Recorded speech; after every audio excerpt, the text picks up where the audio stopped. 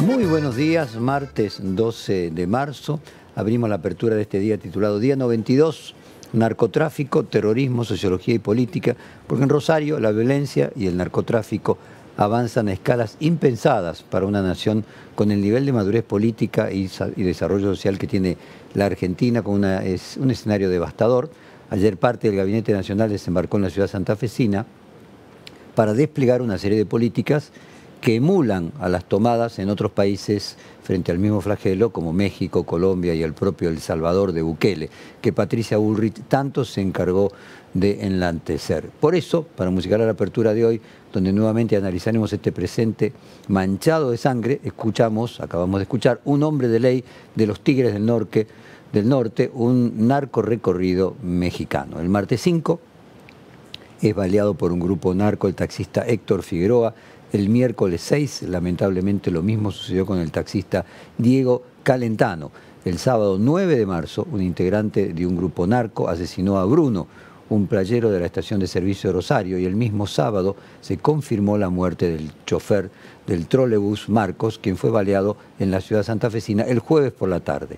Y el domingo 10 de marzo, un grupo narco baleó el complejo penitenciario El Order, y ninguna de estas personas tenía contacto con los narcos antes de morir y no tenía que ver para nada con sus negocios. Los grupos narcos las asesinaron para enviar un mensaje al gobernador Maximiliano Puyaro. Estos grupos narcos dejaron una nota que dice lo siguiente: esta guerra no es por territorio, es contra Puyaro y Cococcioni.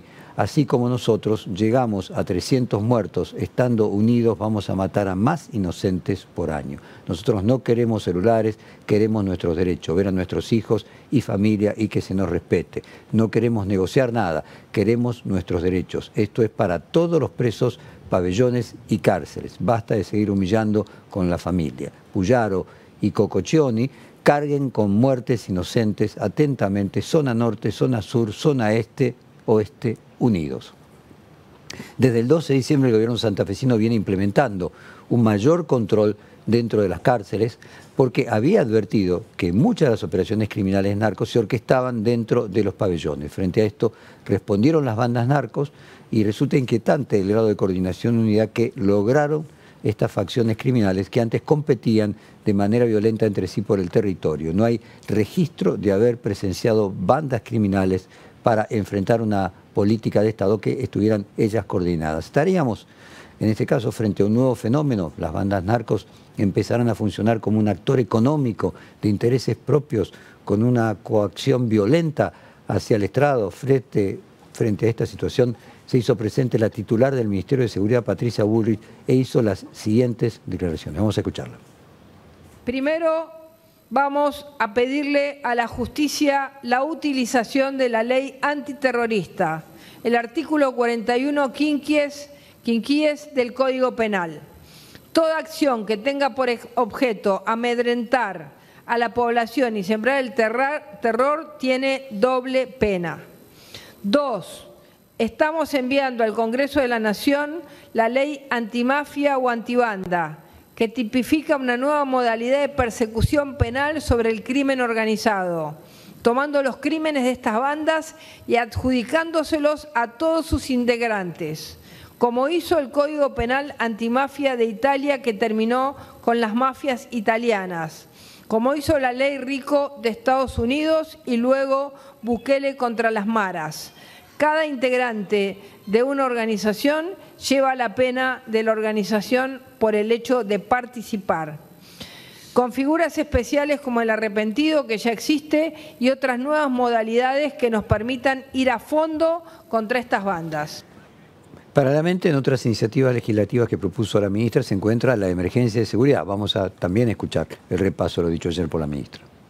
Estamos estudiando una serie de cambios legales que tendrá que ser analizados. Esperemos que nos ayuden, porque estamos mandando una ley antimafia, una ley como la ley antimafia italiana, la ley Rico de Estados Unidos, que dice que cuando hay una organización corrupta de narcocriminalidad y un miembro comete un delito, todos los miembros son involucrados en el mismo delito. Luego esa ley fue copiada por Bukele. ¿Evalúan la posibilidad del estado de sitio o está descartado? Nosotros en este momento le pedimos al Congreso que nos vote la emergencia en seguridad. Con eso damos los pasos que necesitamos para poder tener los elementos que precisamos, que no se votó lamentablemente en la última oportunidad. Eso solo sería a requerimiento de la provincia de Santa Fe. Nosotros no vamos a habilitar el estado de sitio. Además, la ministra habló del problema del lavado del dinero. Vamos a escuchar este fragmento ahora.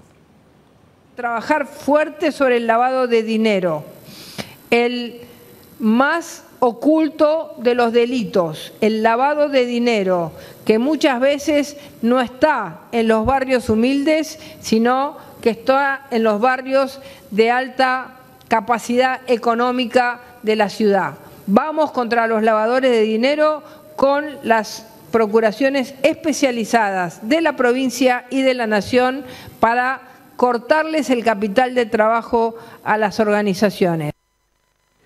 Luego, Patricia Bullrich tiene un pedido especial para nosotros los periodistas. Vamos a escucharla.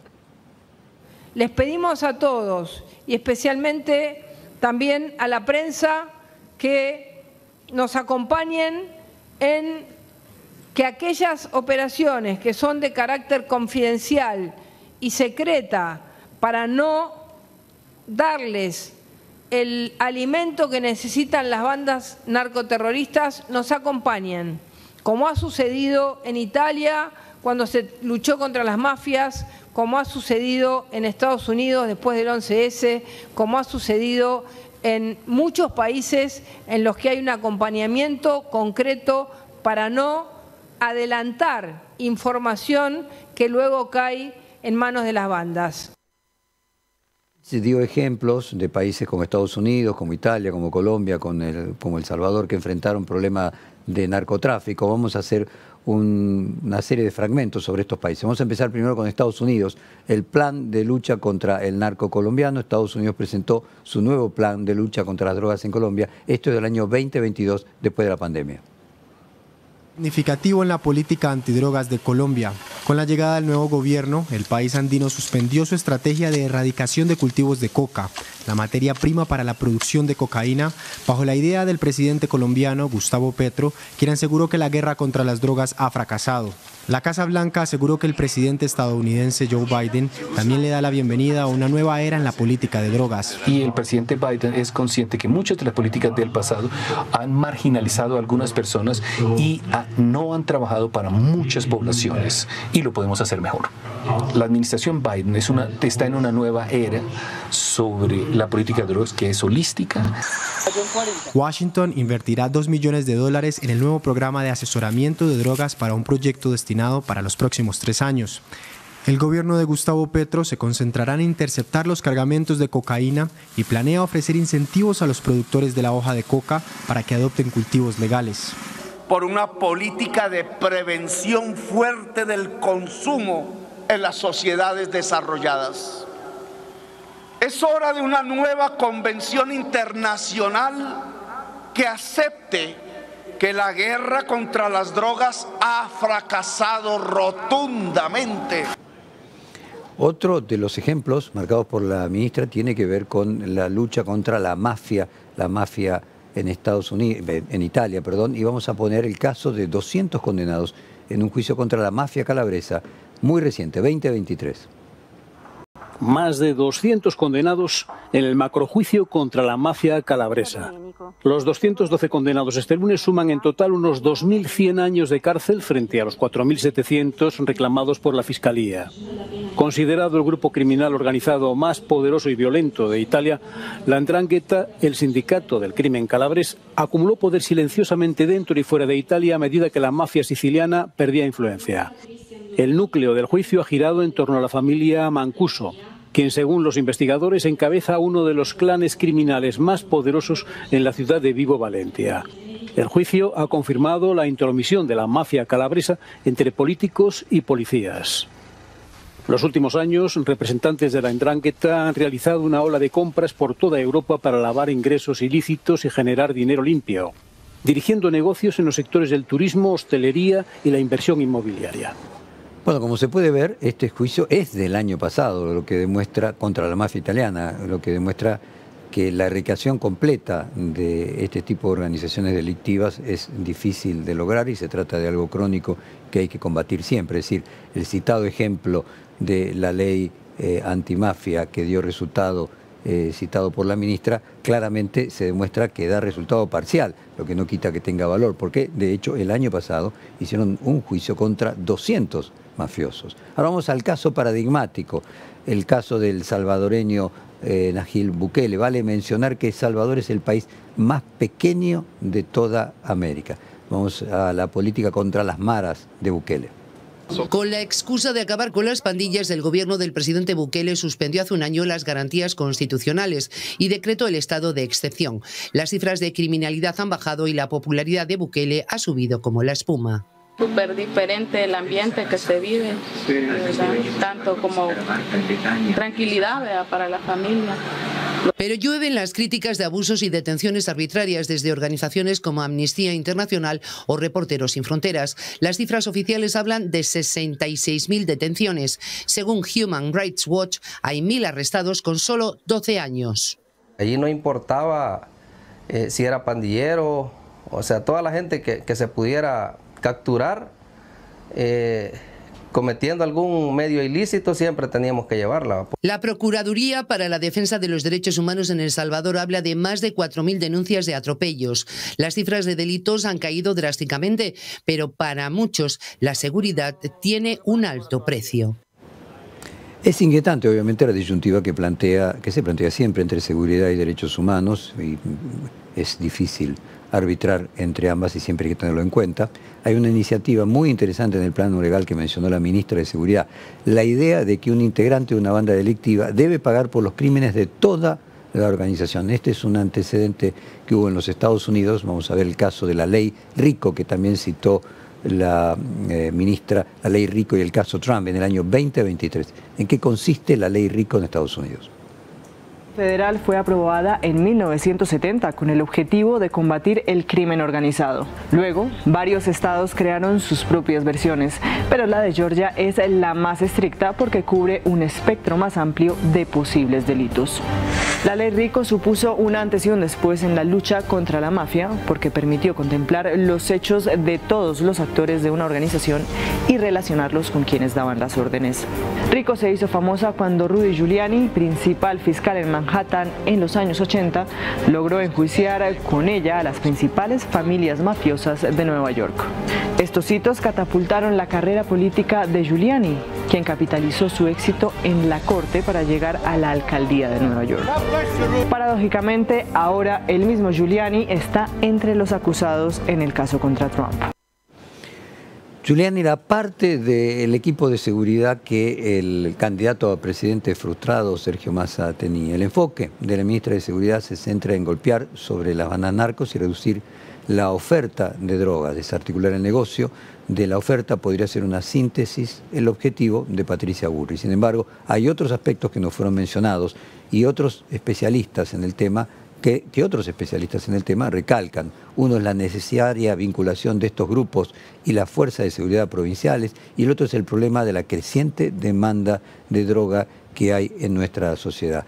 La ex ministra de Seguridad y antropóloga Sabina Frederick planteó que uno de los grandes problemas del narcotráfico en Rosario es su vinculación con la propia policía de Santa Fe. Si lo que dice la ex ministra de Seguridad es correcta, ¿cuánta de la información le deben tener integrantes de la policía de Santa Fe? ¿Hay voluntad política para ir hacia esos lugares? Preguntas que habrá que hacerse y que se hará la ex ministra y actual ministra y el gobernador de Santa Fe, que previamente había sido también ministro de Seguridad de la provincia. Por el otro lado, ¿qué relación hay entre la ilegalidad de las drogas y el crecimiento del narcotráfico? Según el Centro de Estudios Legales y Sociales, el CELS, el enfoque prohibicionista de las drogas conlleva un abordaje militarista de enfrentamiento al narcotráfico que apunta básicamente a reducir la oferta de drogas y de esta manera bajar los niveles de consumo y por consiguiente el negocio. Además, que las bandas narcos tengan menos dinero y en consecuencia menos poder. Según el estudio citado, la guerra contra las drogas en América Latina durante los últimos 50 años ha impactado fuertemente en los sistemas de seguridad, en la justicia y en las prisiones. Y a pesar de su violencia y graves consecuencias, rara vez se ha examinado desde una perspectiva de también los derechos humanos. En el año 2014, la Comisión Internacional de Derechos Humanos celebró su primera audiencia sobre el tema, marcando un cambio. El enfoque prohibicionista ha llevado a más militarización y violencia en el narcotráfico, exacerbando conflictos en áreas empobrecidas y que afectan desproporcionalmente a grupos más vulnerables, alimentando discriminación y exclusión social. En lugar de abordar los problemas y el enfoque más ampliado de las brechas sociales y económicas, así como las asimetrías internacionales, trasladando el problema y sobrecargando comunidades con más consumo de drogas. Según un informe realizado por la Universidad Católica Argentina en el año 2023, Argentina es el segundo país con más consumo de drogas psicoactivas de la región de Latinoamérica. Además, otro estudio de las Naciones Unidas en 2022 estableció que Argentina es el país en el que más creció el consumo de cocaína en la región.